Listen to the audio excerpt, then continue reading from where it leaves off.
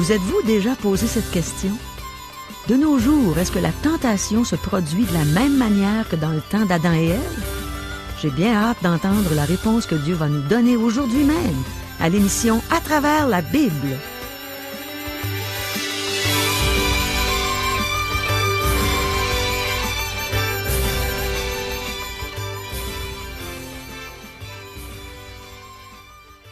Bonjour, ici Caro. Voici des questions qui, je suis certaine, vont vous intéresser au cours de cette émission. Pourquoi Dieu a-t-il permis que l'homme et la femme soient tentés? Pourquoi est-ce que Satan a approché la femme et non l'homme? Pouvons-nous ajouter nos propres enseignements à la parole de Dieu? Pouvons-nous retrancher des enseignements de la parole de Dieu? Quelle est la méthode de Satan pour nous tenter? Est-ce qu'il utilise la même méthode que dans le temps d'Adam et Ève pour nous tenter aujourd'hui? Y a-t-il une différence entre le christianisme et la religion? Approchons-nous de Dieu et demandons-lui de nous instruire concernant ces choses. Plus on apprend ce que la Bible enseigne, plus on apprend à connaître Dieu. Maintenant, le pasteur Régent Joly va nous donner les réponses qui se trouvent dans la Bible. Mais demandons à Dieu qu'il nous instruise lui-même par la bouche de son serviteur. Prions. Encore des points intéressants, des points qu'on veut connaître, Seigneur, où on veut te connaître. On a besoin que tu nous instruises encore aujourd'hui. On s'attend à toi, mon Dieu, et parle par la bouche de ton serviteur. Parle à nos cœurs. Amen. À toi, Régent. Merci, Caro. Aujourd'hui, chers amis, nous abordons le 3e chapitre du livre de la Genèse. Avant que nous nous y mettions, j'aimerais prendre quelques minutes pour revenir au chapitre 2, car il restait peu de temps pour commenter cette dernière partie. Nous avons examiné la création de la femme, une création indirecte, car elle fut tirée de l'homme, et cela démontre qu'elle fait partie de l'homme. Quelqu'un a exprimé le concept ainsi. La femme n'est pas un homme sous-développé, mais elle en est une variation. Pas une copie parfaitement identique à l'homme, mais semblable à lui malgré les différences. Cependant, au cours des années, ils doivent se ressembler de plus en plus, jusqu'à ce qu'ils soient l'un à l'autre ce qu'une mélodie est aux paroles d'une chanson. Des individus distincts, mais semblables l'un à l'autre dans l'amour. L'histoire de la création de la femme pour l'homme est une histoire belle et touchante. Nous avons vu au chapitre 2 que l'homme est à l'image de Dieu, l'adoration de Dieu par l'homme, la communion entre l'homme et Dieu, le service de l'homme pour Dieu, la loyauté de l'homme à Dieu, l'autorité que Dieu a donnée à l'homme et la vie sociale de l'homme donnée par Dieu et pour Dieu. C'est cela la richesse doctrinale du 2e chapitre. Maintenant, nous abordons le chapitre 3, que certains qualifient de chapitre le plus important de la Bible. La plupart des commentateurs conservateurs concèdent cela. Il est même appelé par certains le pivot de la Bible. Si vous en doutez, lisez le chapitre 1 et 2, passez ensuite au chapitre 4 en sautant le 3e chapitre et lisez jusqu'au chapitre 11. Vous verrez qu'il manque quelque chose au récit, qu'il a dû se produire un événement important. Et cet événement important se trouve au chapitre 3. Par exemple, au chapitre 1 et 2, vous voyez l'homme dans un état d'innocence. Tout est parfait. Il y a une communion entre Dieu et l'homme. Mais aussitôt que vous lisez le chapitre 4, et il en est ainsi jusqu'au chapitre 11, vous y trouvez de la jalousie, de la colère, des meurtres, du mensonge, de la méchanceté, de la corruption, de la rébellion et des jugements. Vous vous demandez alors d'où tout cela est sorti. Où est-ce que cela a commencé? Quelle est l'origine du péché? En fait, je ne pense pas qu'il a commencé au chapitre 3 de la Genèse, mais en ce qui concerne l'homme, c'est là que tout a commencé. Laissez-moi vous citer ce que quelqu'un d'autre a écrit au sujet de ce 3e chapitre de la Genèse. Je cite.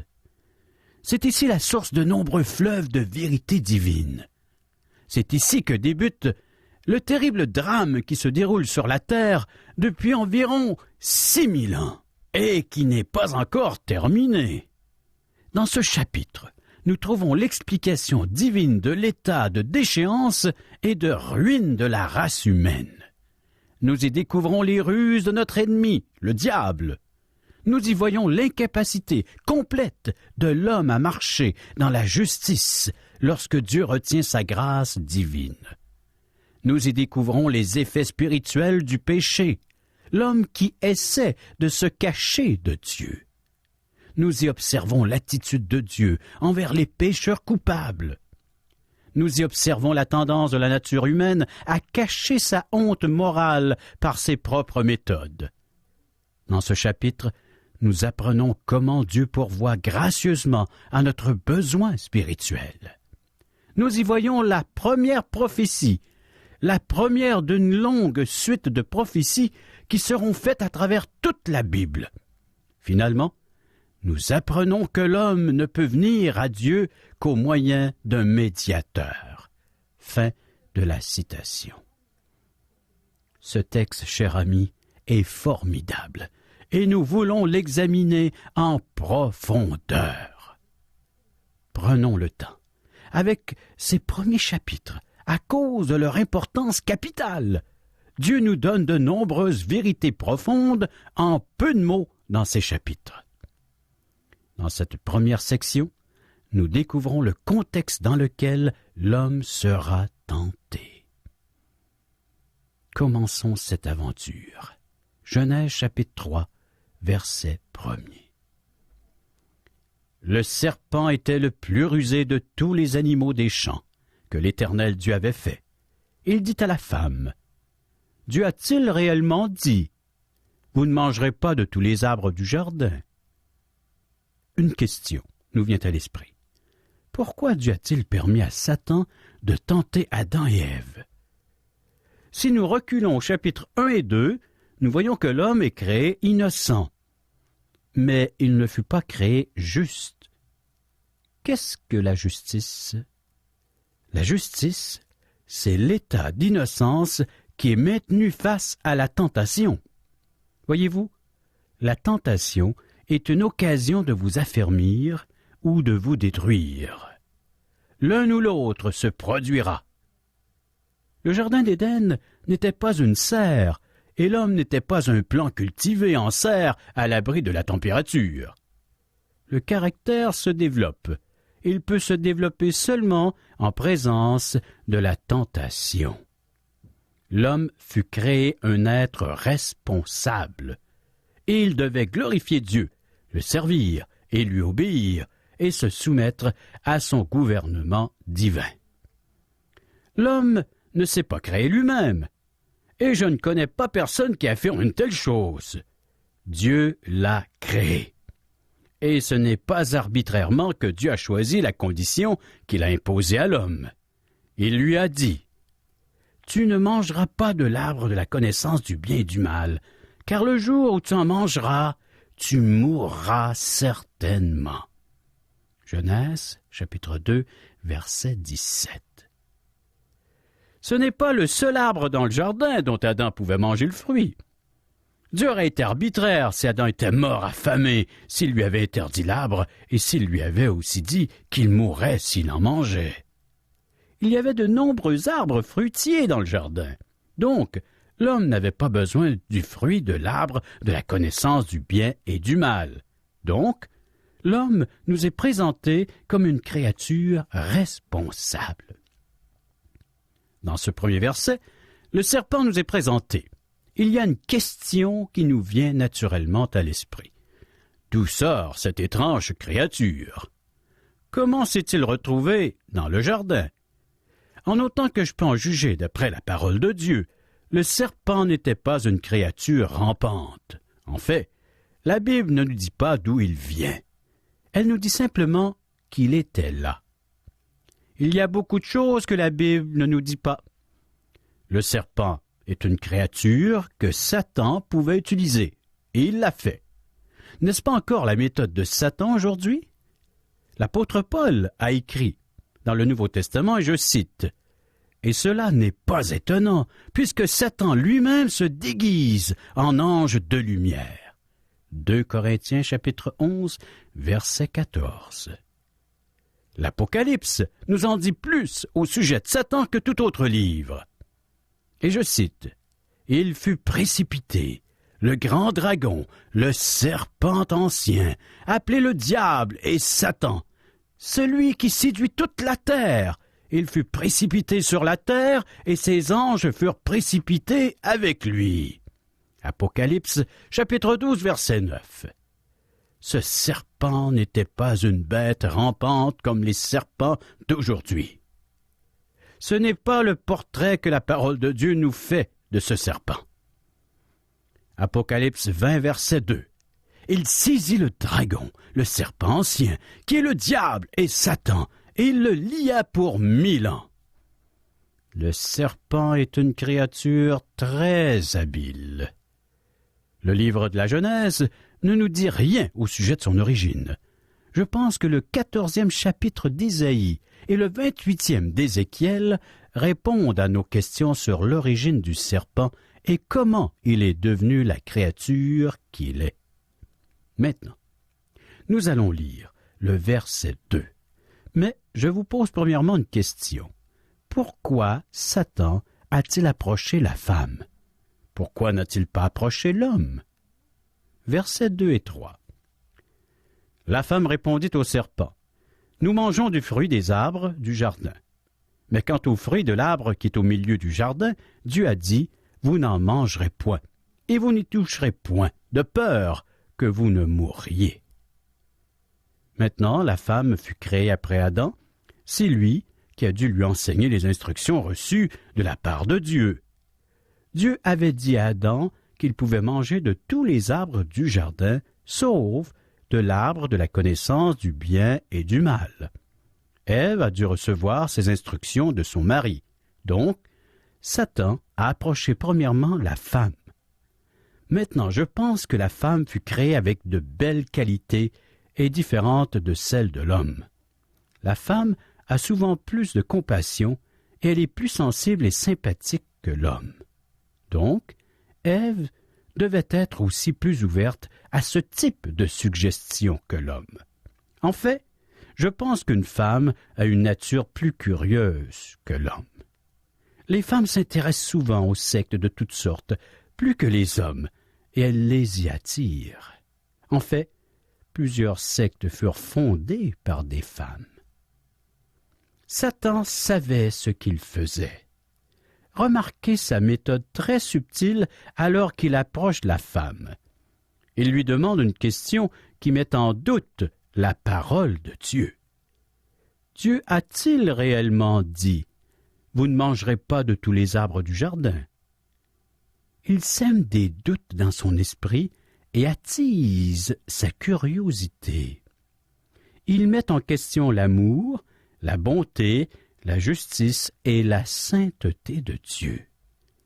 Ève répondit au serpent, « Nous pouvons manger de tous les arbres, mais de cet arbre, Dieu nous a dit, vous n'en mangerez point. » C'est tout ce que Dieu a dit, mais Ève y ajoute quelque chose.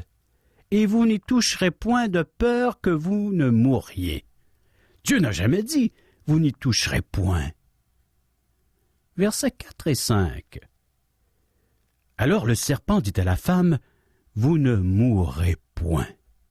Mais Dieu sait que le jour où vous en mangerez, vos yeux s'ouvriront, et que vous serez comme Dieu, connaissant le bien et le mal. » Plutôt que vous ne mourrez point, le véritable sens des paroles de Satan est celui-ci.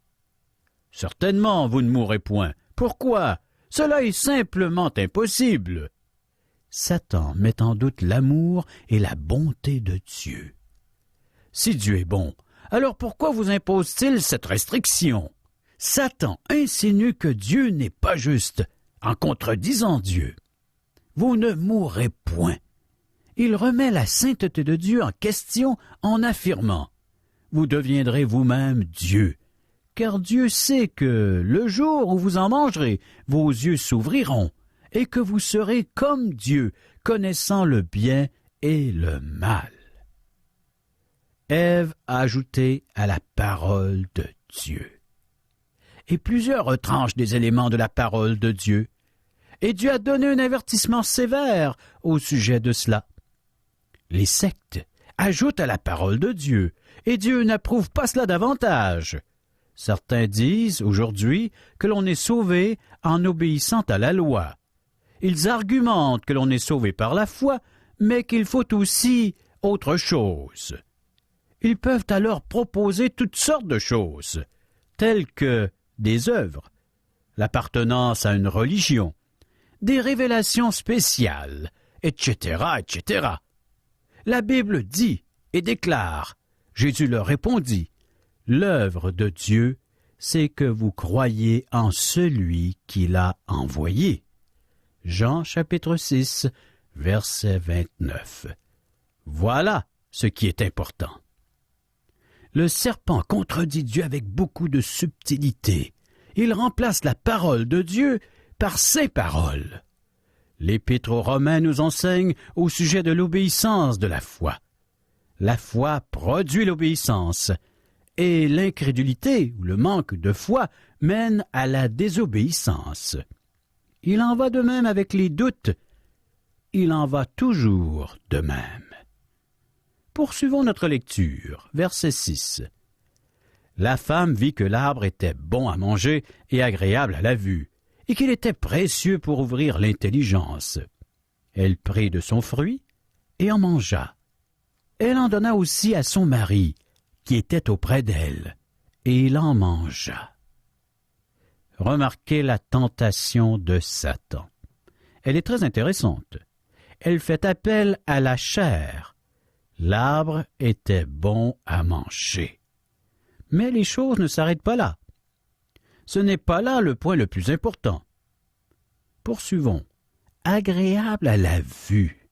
C'est un appel à ses désirs et ses aspirations. Et qu'il était précieux pour ouvrir l'intelligence. Ceci est un appel au côté religieux de l'homme. Satan employa une méthode semblable lorsqu'il tenta Jésus-Christ dans le désert. Nous pouvons lire ce récit dans 3 évangiles, Matthieu chapitre 4, Marc chapitre 1er et Luc chapitre 4. Il a premièrement dit au Seigneur, « Si tu es fils de Dieu, ordonne que ces pierres deviennent des pains. » Cela était un appel à la chair, tout comme l'arbre était bon à manger. Ensuite, Satan lui a montré tous les royaumes du monde et les lui a offerts. C'était un appel à ses aspirations, à ses désirs, tout comme l'arbre était agréable à la vue. Et finalement, Satan dit à Jésus, « Si tu es fils de Dieu, jette-toi d'ici en bas du temple. » Un appel au côté religieux de l'homme, tout comme l'arbre était précieux pour ouvrir l'intelligence. Je ne pense pas que Satan ait modifié sa technique. Il utilise la même tactique de nos jours, et s'il fait cela, c'est qu'elle fonctionne encore. Satan n'a pas eu besoin de modifier sa tactique. Nous tombons toujours dans le même vieux piège. C'est l'apôtre Jean qui a écrit, et je cite, « Car tout ce qui est dans le monde, la convoitise de la chair, la convoitise des yeux et l'orgueil de la vie, ne vient point du Père, mais vient du monde. » Première épître de Jean, chapitre 2, verset 16. La convoitise de la chair. L'arbre était bon à manger. La convoitise de la vue. L'arbre était agréable à la vue. L'orgueil de la vie. L'arbre était précieux pour ouvrir l'intelligence. Ces choses, mes amis, viennent du monde. pas de notre Père céleste. Jésus a affirmé que ces péchés viennent de notre cœur, du cœur de l'homme. C'est à cette convoitise profonde dans notre cœur que Satan fait appel. C'est la méthode de Satan pour atteindre l'humanité et l'entraîner à la désobéissance. Il a très bien réussi. Nos premiers parents se sont fait dire qu'ils connaîtraient le bien et le mal. Et que s'est-il produit? Voyez le résultat par vous-même. Lisons Genèse 3, verset 7. Les yeux de l'un et de l'autre s'ouvrirent. Ils connurent qu'ils étaient nus. Et, ayant cousu des feuilles de figuier, ils s'en firent des ceintures. Que se passe-t-il ici? Les yeux de l'un et de l'autre s'ouvrirent, c'est-à-dire leur conscience. Avant la chute, l'homme n'avait pas de conscience. Il était dans un état d'innocence, c'est-à-dire qu'il ignorait le mal. L'homme n'a pas créé ou inventé la conscience. C'est un accusateur qu'a chacun de nous en lui-même. Les psychologues affirment que nous avons un complexe de culpabilité.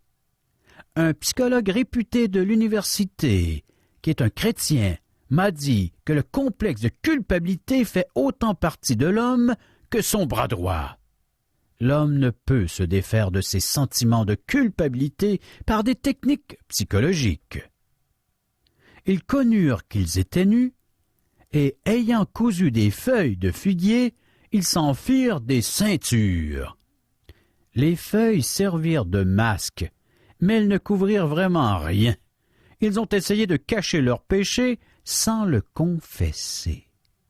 Les yeux de l'un et de l'autre s'ouvrirent, ils connurent qu'ils étaient nus, et, ayant cousu des feuilles de figuier, ils s'en firent des ceintures.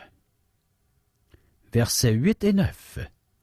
Alors, ils entendirent la voix de l'Éternel Dieu, qui parcourait le jardin vers le soir, et l'homme et sa femme se cachèrent loin de la face de l'Éternel Dieu, au milieu des arbres du jardin.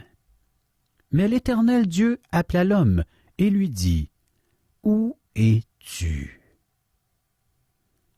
Remarquez que le seul arbre auquel le texte se réfère, par son nom, est le figuier.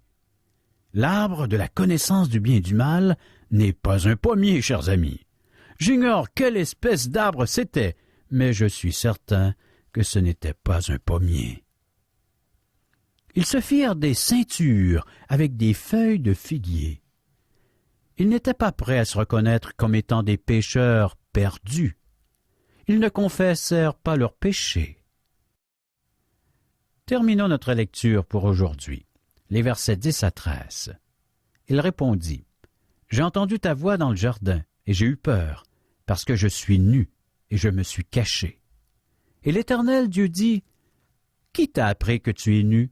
Est-ce que tu as mangé de l'arbre dont je t'avais défendu de manger? » L'homme répondit, « La femme que tu as mise auprès de moi m'a donné de l'arbre, et j'en ai mangé. » Et l'Éternel Dieu dit à la femme, « Pourquoi tu fais cela? » La femme répondit, « Le serpent m'a séduite, et j'en ai mangé. » Préparons-nous à la prochaine émission en lisant Genèse 3, verset 14 à Genèse chapitre 4, verset 5. Merci, Régent. Je trouve ça vraiment intéressant de savoir que la tentation se produisait de la même façon dans le temps d'Adam et Ève que dans le temps de Jésus, puis de nos jours. Il n'y a rien de nouveau sous le soleil. Si je récapitule, en gros, la tentation fait appel à la chair. Elle fait appel à nos désirs, à nos aspirations. Elle fait même appel à notre côté religieux. Et tous ont succombé à la tentation depuis Adam et Ève jusqu'à nous, sauf Jésus. Aussi, depuis Adam et Ève, les gens ont tous essayé de se mettre en contact avec Dieu par toutes sortes de moyens, et surtout par la religion, alors que le seul moyen de retourner à Dieu, c'est en naissant de nouveau. On fait la même chose qu'Adam et Ève. Plutôt que de confesser notre péché, on se couvre avec une ceinture de feuilles de figuier. c'est-à-dire qu'on essaie de pratiquer notre religion, des bonnes œuvres. On n'aime pas ça, s'avouer pécheur, surtout. Je me rappelle, il y a plusieurs années, quand on m'a dit que j'étais une pécheresse, que je devais m'avouer pécheresse, j'ai tout de suite répondu « Je fais pas ça, moi, des péchés. » Mais tout de suite, ma conscience m'a accusé. Et l'Esprit de Dieu m'a convaincu que j'étais une pécheresse perdue. Mais Dieu ne s'est pas arrêté là. Il m'a aussi donné le moyen de m'en sortir. C'était pas par ma religion, mais en faisant connaître son moyen pour que je sois gracié, pardonné entièrement. Il m'a fait savoir que Jésus, qui avait été tenté sans péché, lui, le Fils de Dieu, était venu sur cette terre en prenant la forme d'un pécheur, qu'il avait souffert aux mains des pécheurs, qu'il était mort sur la croix pour payer la dette de mes péchés, qu'il était ressuscité le 3e jour, qu'il était monté au ciel et qu'il est maintenant assis à la droite de son Père. Il intercède pour moi, c'est mon avocat, fidèle et tendre. Je me suis repenti. J'ai reçu Jésus-Christ comme Sauveur, comme Seigneur. Je suis né de nouveau. Je suis devenu une enfant de Dieu, simplement par la foi en Jésus. Je n'ai pas adhéré à une nouvelle religion. Je suis devenu une enfant de Dieu, tout comme il est écrit dans l'Évangile de Jean, au chapitre 1, verset 12. À tous ceux qui ont reçu la parole, c'est-à-dire Jésus, elle a donné le pouvoir de devenir enfant de Dieu. Aimerais-tu ça, recevoir la parole? Aimerais-tu recevoir Jésus comme ton Sauveur, comme ton Seigneur? Aimerais-tu devenir un enfant de Dieu? Dieu offre la vie éternelle à tous ceux qui se reconnaissent pécheurs, qui se repentent, qui reçoivent Jésus comme leur Sauveur, comme leur Seigneur. C'est tellement simple que beaucoup de gens passent à côté. On essaie tellement par la religion, on essaie tellement en faisant du bien, en donnant toutes sortes d'œuvres de bienfaisance. Et ça ne donne pas le salut, ça ne donne pas la vie éternelle, ça ne donne pas le ciel pour l'éternité. Veux-tu être privé de la présence de Dieu pour l'éternité ou veux-tu être avec lui? Mais laisse-le te sauver, laisse-le te donner ce beau cadeau, cette vie éternelle. Crois au Seigneur Jésus, crois en lui de tout ton cœur et c'est sûr que tu vas être sauvé. C'est lui qui l'a dit.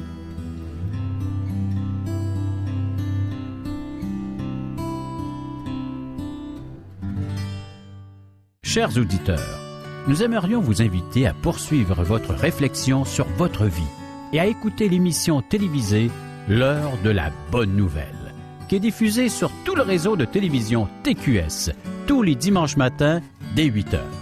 Le thème de la série est « Si tu connaissais le don de Dieu ». Vous aimeriez connaître ce don que Dieu vous offre? Son amour, son pardon, son salut, sa paix, sa compassion, sa bonté. Dieu vous offre ce qu'il y a de plus précieux, son Fils unique, le Seigneur Jésus. Oh, si vous connaissiez ce don merveilleux que Dieu vous offre et à quel point Dieu vous aime, votre façon de voir la vie serait changée. Votre vie en serait complètement transformée et vous pourriez recevoir son pardon et avoir l'assurance de vivre éternellement dans le ciel avec Dieu. C'est un rendez-vous à retenir, l'heure de la bonne nouvelle, tous les dimanches matins dès 8 heures sur tout le réseau TQS.